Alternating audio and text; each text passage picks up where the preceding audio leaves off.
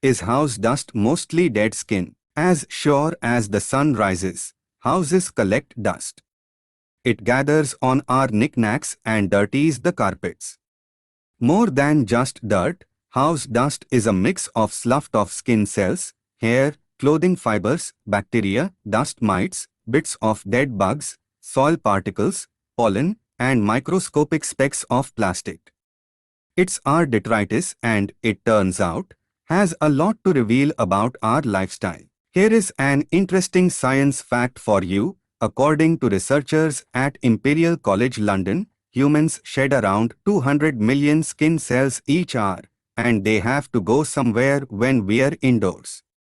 If the idea of skin dust isn't sitting well with you, you should know that a report from the American Chemical Society found that a skin oil called squalene naturally helps reduce indoor ozone levels by up to 15%. When you are tackling the baseboards with a dust cloth, is what you are mopping up mostly your own dead skin? There is a myth that house dust is mostly human skin, but luckily, it's only a little bit true. Skin cells are part of the makeup of house dust, but there are a lot of other components in that layer on top of your ceiling fan blades. These include paint, fibers, mold, hair, building materials, pollen, bacteria, viruses, insect body parts, flakes of skin, ash, soot, minerals and bits of soil, according to the Canadian Centre for Architecture. That list is based on the Canadian Dust Study, in which researchers collected dust samples from 1025 Canadian homes in order to quantify the prevalence of lead. The proportions of each of the components vary from household to household. A newly built home, for example, might have a lot of drywall dust or other dust from construction still floating around. A house near a busy road is likely to harbor a higher level of outdoor pollutants from car exhaust compared with a home in the middle of nowhere.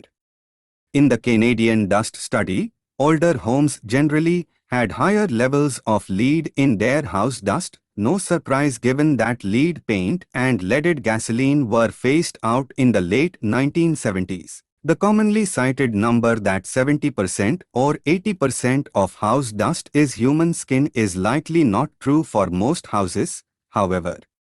According to a 2009 study of house dust in the US Midwest, 60% of the components of the dust came from indoors, and 40% came from dirt and other materials tracked in from outside.